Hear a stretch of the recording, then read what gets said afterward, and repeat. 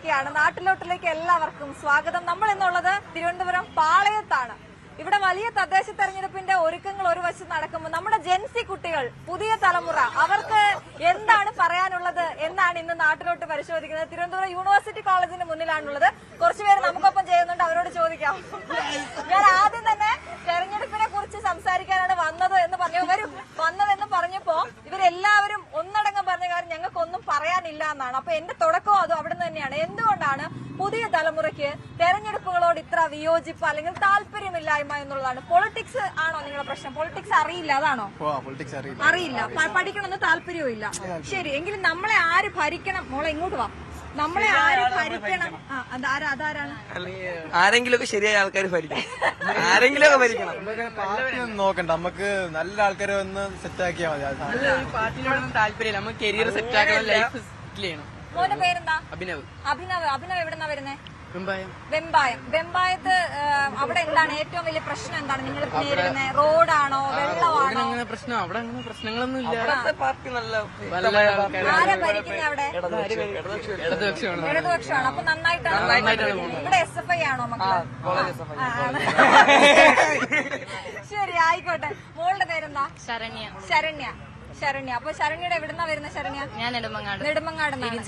എന്താണ് ഈ പൊളിറ്റിക്സിൽ താല്പര്യമില്ല എന്ന് പറയുന്നത് കാര്യം? അതിനെ പറ്റിയിട്ട് അങ്ങനെ വലിയ അറിയില്ല, നമുക്ക് അതിനെ കുറിച്ച് വലിയ ധാരണയില്ല, പഠിക്കണമെന്നൊട്ട് തോന്നിയിട്ടുമില്ല. തോന്നിയിട്ടുണ്ട്. പക്ഷെ അങ്ങനെ നമ്മളെ ആര് ഭരിക്കണം എന്ന് തീരുമാനിക്കുന്ന നമ്മളാണല്ലോ, നമ്മൾ വോട്ടിട്ടാണ് അവരെ ജയിപ്പിക്കുന്നത്. അപ്പൊ നമുക്ക് അവരെ കുറിച്ചൊക്കെ അറിയണം, അങ്ങനെ ഒരു താല്പര്യം തോന്നാറില്ല. ഇപ്പൊ അങ്ങനെ ഇല്ല. നേരത്തെ മോൻ പറഞ്ഞില്ലേ, മോനാണ് പറഞ്ഞത്, ഞങ്ങൾക്ക് ഞങ്ങളുടെ കരിയർ സെറ്റ് ചെയ്യണം, പുറത്തു പോകണമെന്നാണ് ആഗ്രഹം.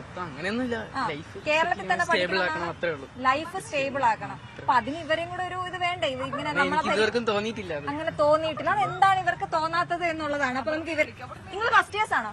ഫസ്റ്റ് ഇയേഴ്സ് ആണ്. യൂണിവേഴ്സിറ്റി കോളേജ് എങ്ങനെയുണ്ട്? റാങ്കിങ്ങും അങ്ങനെയൊന്നുമില്ല. പരിപാടിയൊക്കെ അടിപൊളിയാണ്. എന്തുണ്ടെങ്കിലും എല്ലാവരും ചെയ്യും. പരിപാടിയൊക്കെ അടിപൊളിയാണ്. പരിപാടിയൊക്കെ അടിപൊളിയാണ്. പേരെന്താ? അഭിജിത്ത്. മോളുടെ പേരെന്താ? ശരണ്യ. മോന്റെ പേര്? അനക്ഷ. വെറൈറ്റി പേരാണ്. ഇതാരാണ് ഒരാൾ പോയത്? വരുവാണ്. ഇത് എവിടെ? മോൻ എവിടെന്നാ വരുന്നത്? ഞാൻ കൊല്ലംകാരനാണ്. തിരുവനന്തപുരത്ത് വന്നാണ് പഠിക്കുന്നത്. അതെന്താ ഇങ്ങോട്ട് വന്നേ? യൂണിവേഴ്സിറ്റി കോളേജ് നല്ലതാണ്. University college. വാ, ഇങ്ങ് വാ. ഹലോ, വരൂ. ഇതാണ് ഇവരുടെ പൊതുവിലുള്ള ഒരു ആറ്റിറ്റ്യൂഡ്. നമ്മള് വരും മോളെ, വരും, വാ. നമ്മൾ ഇവരോട് ആണല്ലേ, ഇങ്ങ് വിളിച്ചോ, വാ. നമ്മൾ ഇവരോട് എന്തെങ്കിലും തെരഞ്ഞെടുപ്പിനെ കുറിച്ച്, തദ്ദേശ തെരഞ്ഞെടുപ്പിനെ കുറിച്ചോ അല്ലെങ്കിൽ ബാക്കി എന്ത് ഇലക്ഷനെ കുറിച്ച് ചോദിച്ചാലും, ഇലക്ഷൻ എന്ന് കേൾക്കുമ്പോഴും പൊളിറ്റിക്സ് എന്ന് കേൾക്കുമ്പോഴും ഇവർക്ക് താല്പര്യമില്ലായ്മ ഒരുപാട് പേരുടെ റിക്വസ്റ്റ് ചെയ്തിട്ടാണ് ഈ സംസാരിക്കാൻ നിൽക്കുന്നത് തന്നെ. എന്താ അതിന്റെ കാരണം? എന്താ തോന്നുന്നേ അങ്ങനെ? അതെന്താ അതിന്റെ ഒരു പ്രശ്നം തോന്നുന്നു? പൊതുവെ ഇപ്പോഴത്തെ കുട്ടികൾക്ക് ഇലക്ഷനോടും പൊളിറ്റിക്സിനോടൊന്നും വലുതായിട്ട് താല്പര്യം ഇല്ല. അതെന്താണാവോ? പൊതുവെ പണ്ട് നമ്മൾ വിദ്യാർത്ഥി രാഷ്ട്രീയം എന്നൊക്കെ പറഞ്ഞ് കോളേജിലൊക്കെ ഭയങ്കരമായിട്ടല്ലേ നമ്മൾ കണ്ടിട്ടുണ്ട്. പക്ഷെ ഇപ്പൊ നിങ്ങൾ ഫസ്റ്റ് ഇയർ ആണ്, വന്നു, ഇവിടുത്തെ ക്യാമ്പസ് രാഷ്ട്രീയം ഒക്കെ കാണുന്നുണ്ട്, അതിലേക്ക് ആകൃഷ്ടരാകുന്നില്ലേ? പൊതുവെ ഇപ്പൊ കുട്ടികൾക്കെല്ലാം പേരന്റ്സ് പറഞ്ഞു കൊടുക്കുന്ന വെച്ച് കഴിഞ്ഞാൽ ഇതിനകത്തുനിന്നും രാഷ്ട്രീയത്തിൽ നിന്നൊക്കെ അകന്ന് നിൽക്കുക എന്നുള്ള രീതിയിലാണ്. പൊതുവെ നമ്മൾ അവിടുന്ന് വരുമ്പോഴേ ഇതിലോട്ടൊന്നും പോവരുത് എന്നുള്ള രീതിയിലാണ് പൊതുവെ കുട്ടികളെ എല്ലാം ഇപ്പം കോളേജുകളിലോട്ട് പറഞ്ഞു വിടുന്നത്. അതുകൊണ്ടാണ് കുട്ടികൾ അതിനകത്തുനിന്ന് മാറി നിൽക്കുന്നത്. സ്വന്തമായിട്ടുള്ള സേഫ്റ്റി, ഇപ്പൊ പ്രശ്നങ്ങളൊക്കെ അറിയാമല്ലോ, അതുകൊണ്ടായിരിക്കും എന്റെ ഒരു നിഗമനം. അതായത് ഒരു പേടിയുണ്ടോ നിങ്ങൾക്ക്? രാഷ്ട്രീയം എന്ന് കേൾക്കുമ്പോൾ ഒരു ഭയം, വീട്ടുകാർക്കൊരു ഭയം ഉണ്ടല്ലേ? ഈ നമ്മളൊരു കോളേജ് രാഷ്ട്രീയം എന്ന് കേൾക്കുമ്പോൾ നമ്മുടെ മുന്നുള്ള അനുഭവങ്ങൾ വെച്ചിട്ട് ഒരു ഭയമുണ്ട്. വാർത്തയിലും പത്രങ്ങളിലും ഒക്കെ കാണുമ്പം ഉള്ള വീട്ടുകാർക്കൊരു ഭയമുണ്ട്. വീട്ടുകാരുടെ ഭയം കുട്ടികളെ ബാധിക്കുന്നുണ്ട്.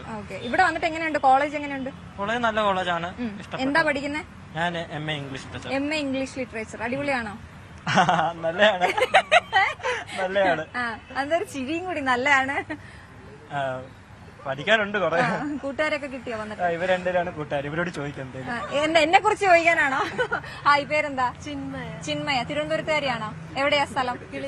കിളിമാനൂര്. അപ്പൊ എങ്ങനെ പോയി വരുവോ? ഹോസ്റ്റലിൽ നിൽക്കുകയാണ്. എങ്ങനെയുണ്ട് കോളേജ് കാര്യങ്ങളൊക്കെ? ഇഷ്ടപ്പെട്ടു? കേട്ടറിഞ്ഞ് വന്നതാണോ? കേട്ടറിഞ്ഞതിനെക്കാട്ടി ഗംഭീരമാണോ യൂണിവേഴ്സിറ്റി കോളേജ്? ആണ്. എന്താ പഠിക്കുന്നത്? ലിറ്ററേച്ചർ തന്നെ. എന്താണ് രാഷ്ട്രീയത്തെ കുറിച്ചുള്ള അഭിപ്രായം? പൊളിറ്റിക്സിനെ കുറിച്ചുള്ള അഭിപ്രായം? പൊളിറ്റിക്സ് വേണം. പൊളിറ്റിക്സ് ഉണ്ടെങ്കിലേ നമ്മുടെ നാട്ടിലെ കാര്യങ്ങൾ നടക്കത്തുള്ളൂ. ഇപ്പൊ രാജ്യം ഭരിക്കുന്ന നമ്മുടെ BJP ആണോ അതോ നമ്മുടെ സംസ്ഥാനം ഭരിക്കുന്ന LDF ഇടതു മുന്നണിയാണോ? ആരാണ് നല്ലതെന്നാ തോന്നുന്നത്? അത് ഞാൻ പറയുന്നില്ല. രാഷ്ട്രീയം ഉണ്ടോ പക്ഷെ പറയുന്നില്ല. എങ്കിലും എങ്ങനെ ആയിരിക്കണം ഒരു നമ്മുടെ ഒരു നേതാവ് അല്ലെങ്കിൽ നമ്മളെ ഭരിക്കുന്നവരെന്നാ വിചാരിക്കുന്നത്? ജനാധിപത്യം, അത് ആ ജനങ്ങളുടെ ആവശ്യങ്ങൾക്കനുസരിച്ച് ആ മുന്നോട്ട് പോകുന്ന ഒരു അത് കേൾക്കണം അല്ലെ, കേട്ട് മുന്നോട്ട് പോകണം. എന്താണ് പ്ലാൻ, ഫ്യൂച്ചർ പ്ലാൻ എന്താണ്? ഇവിടെ തന്നെയാണോ, കേരളം തന്നെയാണോ? കേരളം വിട്ടു പോകാൻ താല്പര്യം? ചിലപ്പോ പോവും, ചെറുതായിട്ട് പുറത്തോട്ട് പ്ലാൻ ഉണ്ട്. ചെറുതായിട്ട് പുറത്തോട്ട് ഇവിടുത്തെ ജോലി സാധ്യതകൾ വളരെ കുറവാണല്ലോ, അതുകൊണ്ട് തന്നെ അങ്ങോട്ടും പോകാൻ ചാൻസ്. ജോലി സാധ്യത കുറവാണ്, നോട്ട് ദ പോയിന്റ് കേട്ടോ. പേരെന്താണ്? ഗ്രേഷ്മ ഏതാ? ലിറ്ററേച്ചർ തന്നെയാണ് പഠിക്കുന്നത്. എങ്ങനെയുണ്ട് കോളേജ്? തിരുവനന്തപുരം കാര്യമാണോ? ആണോ? എവിടെയാ സ്ഥലം? പൂവാർ. ഓക്കെ. എന്നിട്ട് പറയും, എന്താണ് പൊളിറ്റിക്സിനെ കുറിച്ചുള്ള അഭിപ്രായം? എനിക്ക് പൊതുവെ ചെറുതിലെ പൊളിറ്റിക്സ് താല്പര്യമില്ല. എന്താ കാര്യം, എന്താ ഇഷ്ടമല്ല? കാര്യം അങ്ങനെയല്ല, എനിക്കെന്തോ പൊളിറ്റിക്സിനോട് എനിക്ക് ഇൻട്രസ്റ്റ് തോന്നാൻ മാത്രമുള്ള എന്തെങ്കിലും ഫാക്ടർ അതിലുണ്ടെന്ന് എനിക്ക് തോന്നിയിട്ടില്ല. എനിക്ക് ഇഷ്ടമല്ല. എന്നാലും നമ്മളെ എന്തോ എനിക്ക് ഇഷ്ടമല്ല അല്ല, എന്നാലും ഞാൻ ചോദിക്കുന്നത്, നമ്മളെ ഭരിക്കുന്ന ഒരാള്, അപ്പൊ അവരെങ്ങനെയായിരിക്കണം എന്നാണ് താങ്കളുടെ ആഗ്രഹം? അതിപ്പോ പാർട്ടി ബേസ്ഡ് അല്ലാണ്ട് നമ്മളെ ഭരിക്കുന്ന ഇതാവുമ്പം അവർ ഏത് മേഖലയിലാണോ അവര് ഇതായിട്ട് നിൽക്കുന്നത് അതിലുള്ള പ്രോബ്ലംസ് കണ്ടുപിടിക്കണം, അതിനെ എങ്ങനെ പരിഹരിക്കാം എന്നുള്ളത് ഇപ്പോഴത്തെ പുതിയ ഇതാണെങ്കിൽ പുതിയ രീതിയിൽ ഉള്ള മാർഗങ്ങൾ അവർ നോക്കണം. നിങ്ങൾ എല്ലാവരും വോട്ട് ചെയ്തവരായിരിക്കുമല്ലോ അല്ലെ? ഒരു തവണയെങ്കിലും ഒക്കെ വോട്ട് ചെയ്തവരല്ലേ? ഈ വർഷം ചെയ്യാൻ പോവാണ്, ഫ്രഷ് ആയിട്ട് ചെയ്യാൻ പോവാണ്. അപ്പൊ ഭയങ്കരമായിട്ട് ഇങ്ങനെ ആലോചിച്ച് കണക്കൂട്ടലുകളൊക്കെ വെച്ചിട്ടാണോ വോട്ട് ചെയ്യുന്നത്? എന്റെ ഉമ്മ നിൽക്കുന്നുണ്ട്, അതുകൊണ്ട്. ഉമ്മ സ്ഥാനാർത്ഥിയാണോ? എവിടുത്തെ പറയൂ? കോട്ടയം. ഒരു വോട്ട് ചോദിച്ചോ? എല്ലാരും വോട്ട് ചെയ്ത് ജയിപ്പിക്കും. എവിടെയാണ് ഉമ്മയുടെ സ്ഥലമൊക്കെ പറയൂ? ഉമ്മ, അതാ ഉമ്മയുടെ സ്ഥലം പറയൂ. എനിക്കൊരു ട്രോള് അതിന്റെ ഇടയ്ക്ക്.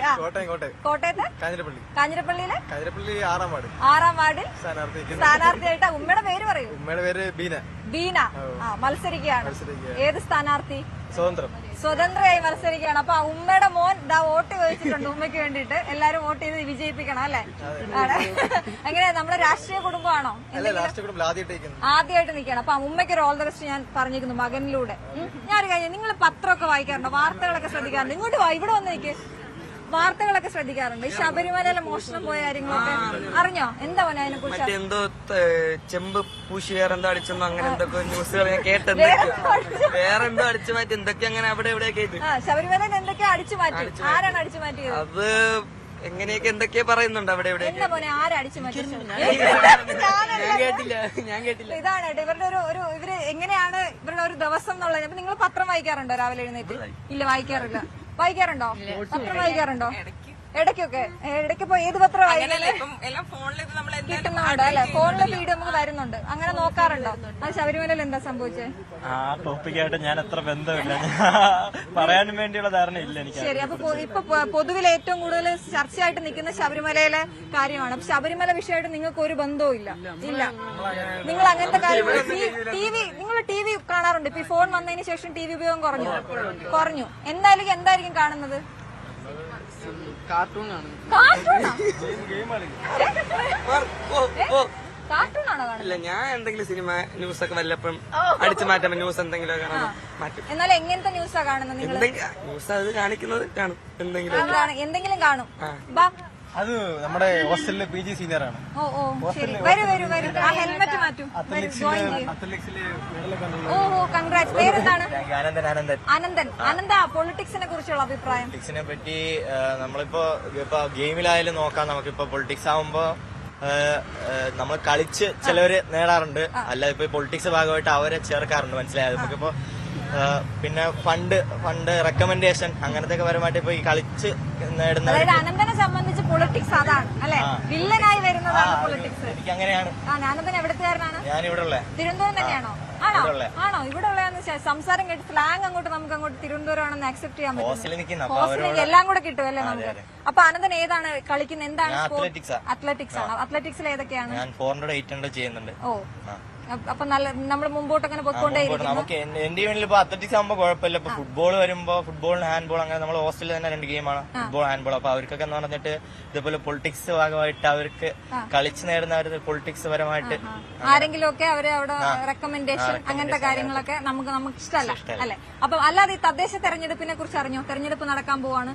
അതിനെപ്പറ്റി വലിയ ധാരണയില്ല, നമുക്ക് താല്പര്യമില്ല. ഇല്ല. എന്നാലും ആര് നമ്മളെ ഭരിക്കണമെന്നാണ് ആഗ്രഹം? നല്ലൊരു പാർട്ടി വരണമെന്നാണ്. അല്ലാതെ നമുക്ക് പാർട്ടി ഇല്ല, അങ്ങനെയല്ല. യൂണിവേഴ്സിറ്റി കോളേജിൽ വന്നിട്ട് നമുക്ക് പാർട്ടി ഇല്ലേ? ഇല്ല. നമ്മള് സ്വതന്ത്രനായിട്ട് നിൽക്കുവാണ്. ശരി. അപ്പൊ എന്തായാലും താങ്ക് യു സോ മച്ച്. നിങ്ങൾക്ക് എല്ലാവർക്കും ആശംസകൾ കേട്ടോ. കുറച്ചുകൂടെ ഒക്കെ പത്രമൊക്കെ വായിക്കും, കുറച്ചുകൂടിയൊക്കെ ഒന്ന് അപ്ഡേറ്റ് ആവും. Thank you. പേര് പറയാമോ എല്ലാവരുടെ? സരോമ, സരോമ, സിഹാം, സിഹാം, സിഹാം, സീതാലക്ഷ്മി, ആദിത്യ. നിങ്ങൾ ഫസ്റ്റ് ഇയർ ആണോ? സെക്കൻഡ് ഇയേഴ്സ് ആണ്. അപ്പൊ ചോദിക്കാം നിങ്ങളോട്, എന്തുകൊണ്ടാ യൂണിവേഴ്സിറ്റി കോളേജിൽ തെരഞ്ഞെടുക്കാൻ കാര്യം?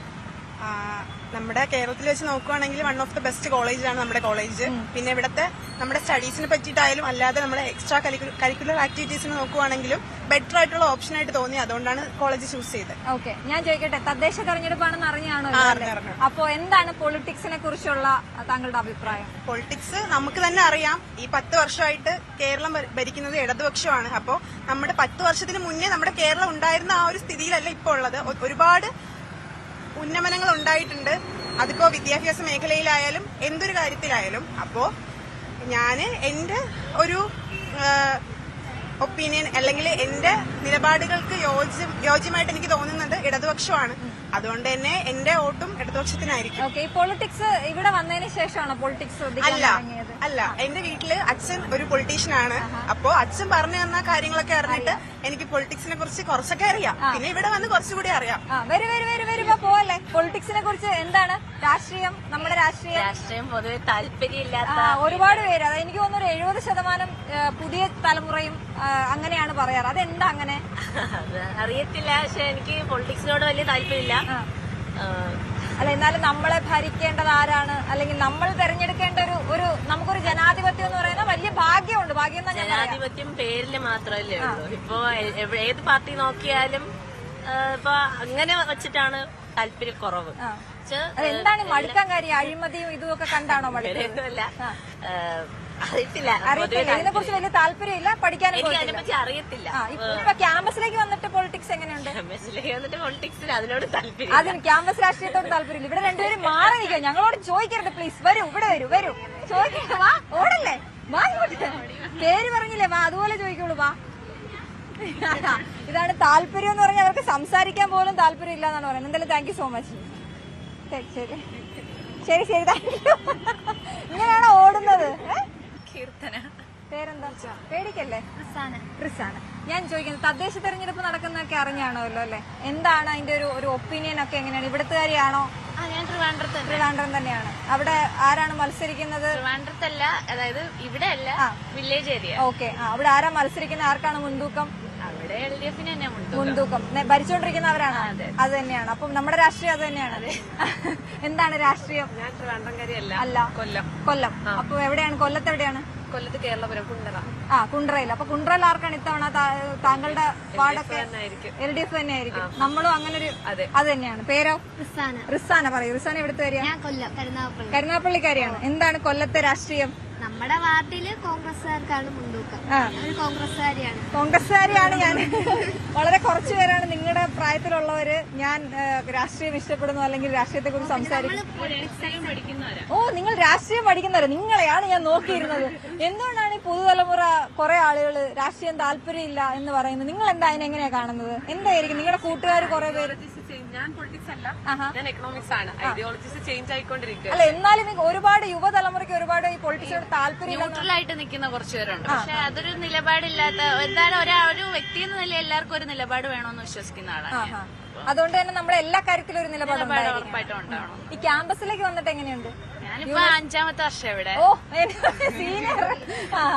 അപ്പൊ പിന്നെ ഇത് വിട്ടുപോവാൻ താല്പര്യം ഇല്ലാത്തതുകൊണ്ടാണ് ഇഷ്ടപ്പെട്ടിട്ട് തന്നെ PG ഇവിടെ വന്നത്. ഓ, ശരി ശരി. അത് ക്യാമ്പസ് ഈ രാഷ്ട്രീയം മാത്രമല്ല, മൊത്തത്തിലുള്ള ഒരു കൂട്ടായ്മയൊക്കെ ഇഷ്ടപ്പെട്ടിട്ട് ഇവിടെ വന്നത്.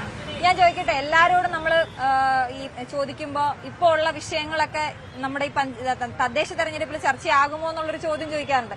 പൊളിറ്റിക്സ് നിങ്ങൾ പഠിക്കുന്നവരായതുകൊണ്ടും കൂടി ചോദിക്കുകയാണ്. ഇപ്പം നമ്മുടെ ശബരിമല വിഷയം അടക്കം വലിയ രീതിയിൽ ചർച്ചയായിക്കൊണ്ടിരിക്കുന്നു.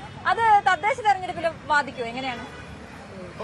ഒരു LDF ഭരിക്കുന്ന ഒരു സംസ്ഥാനമാണല്ലോ ഇപ്പൊ. ഉറപ്പായിട്ടും ഇവിടെ കണ്ടംപററി നടക്കുന്ന ഇഷ്യൂസ് തദ്ദേശമായ തെരഞ്ഞെടുപ്പിനെയും ബാധിക്കുമെന്ന് വിശ്വസിക്കുന്ന ആൾ തന്നെയാണ് ഞാൻ ചോദിച്ചത്. അത് ഈ താഴെത്തട്ടിലേക്ക്, പഞ്ചായത്ത് ലെവലിലേക്കൊക്കെ സാധാരണ ജനങ്ങൾ എന്തായാലും അവിടെ ഡെവലപ്മെന്റ് വരുമോ, അവർക്ക് പേഴ്സണലി ഇൻഡിവിജ്വലി എന്ത് ഡെവലപ്മെന്റ് ഉണ്ടാവുന്നു മാത്രമേ ചിന്തിക്കുന്നുള്ളൂ എന്നാണ് തോന്നുന്നത്. എന്താണ് അതിനെക്കുറിച്ച്? ആ ഒരു ഏരിയയിലുള്ള ഡെവലപ്മെന്റ് ബേസ് ചെയ്തിട്ടല്ലേ പഞ്ചായത്ത് ഇലക്ഷനിൽ അവിടെ ഈ അഴിമതിയും കാര്യങ്ങളൊന്നും വരില്ല.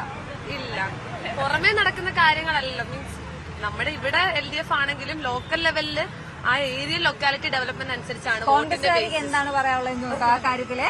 ശബരിമല സ്വർണ്ണക്കൊള്ളയൊക്കെ കേട്ട് കാണുമല്ലോ, വായിക്കുന്നു. പഞ്ചായത്ത് ലെവൽ ആവുമ്പോഴത്തേക്ക് ആൾക്കാരെ നോക്കി ചെയ്യുന്നവരും ഉണ്ട്, പിന്നെ പാർട്ടി അതായതുകൊണ്ട് ചെയ്യുന്നവരും ഉണ്ട്.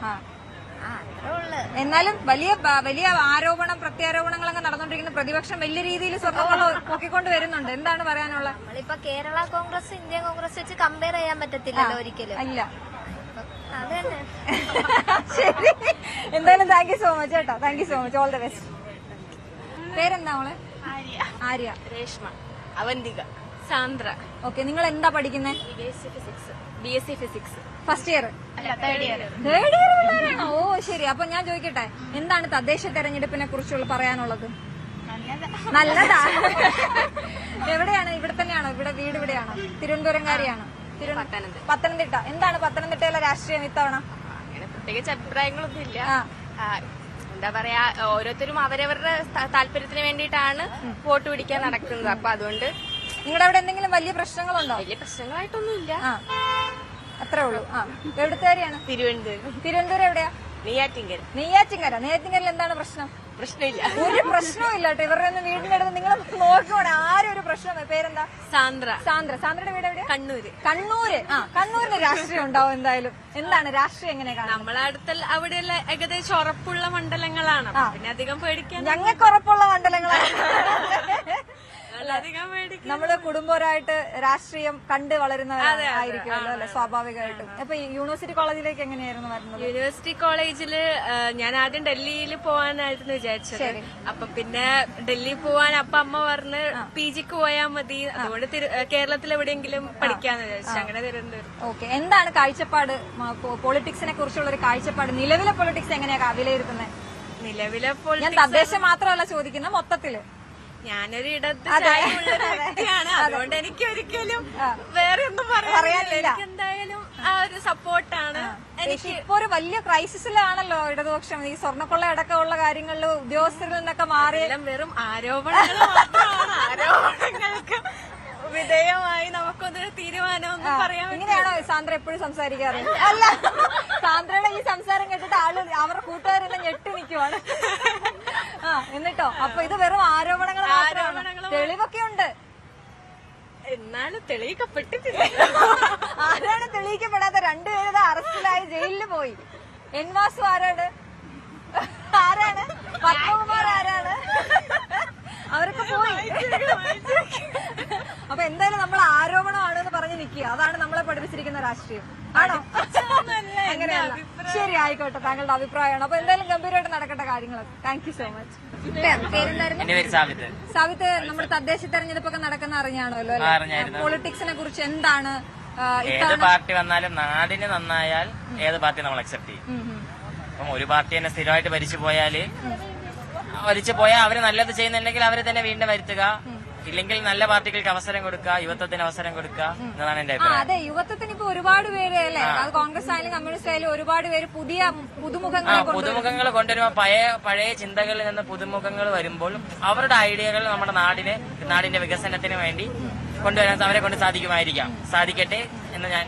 പക്ഷെ കുറെ പേര് പറയുന്നുണ്ട് എക്സ്പീരിയൻസ് മാറ്റേഴ്സ്. എക്സ്പീരിയൻസ് ഇല്ലാത്തതുകൊണ്ട് പല പ്രശ്നങ്ങളുണ്ടാവും. എക്സ്പീരിയൻസ് മാത്രമല്ല, എക്സ്പീരിയൻസ് അവർ ഒരു സംഭവം ഇപ്പം ഒരാൾക്ക് ഇപ്പൊ ഒരു വണ്ടിയുണ്ട്, അവരിപ്പോ ഡെയിലി ഓട്ടിച്ചാൽ മാത്രമേ അവർക്ക് ആ വണ്ടി കൈ തെളിയുള്ളൂ. ഇല്ല, വണ്ടി വാങ്ങിച്ച് വീട്ടിൽ വെച്ചിരുന്നിട്ട് കാര്യമില്ലല്ലോ.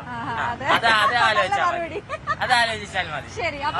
അധികാരം ഉണ്ടായിട്ട് കാര്യമില്ലല്ലോ, അധികാരം എങ്ങനെ ഉപയോഗിക്കുന്നു കാര്യമില്ല. ശരി, അപ്പൊ ഞാൻ ചോദിക്കട്ടെ, നന്നായി ഭരണം നടത്തുന്നു, ആളുകൾക്ക് വേണ്ടതെല്ലാം ചെയ്യുന്നു, എങ്കിൽ അവര് വീണ്ടും വരണമെന്നാണ് എന്റെ ഉത്തരം. അപ്പൊ ഞാൻ ചോദിക്കുന്നത്, നമ്മളിപ്പോ ഈ സ്ഥിരമായി കേൾക്കുന്ന ശബരിമല സ്വർണ്ണക്കൊള്ള കേസ് എന്ന് പറഞ്ഞ് നമ്മൾ പത്രം എടുത്താൽ ഫ്രണ്ട് പേജിൽ വരുന്ന വാർത്ത, അത് വികസനവുമായിട്ട് അതിന് ബന്ധമൊന്നുമില്ല.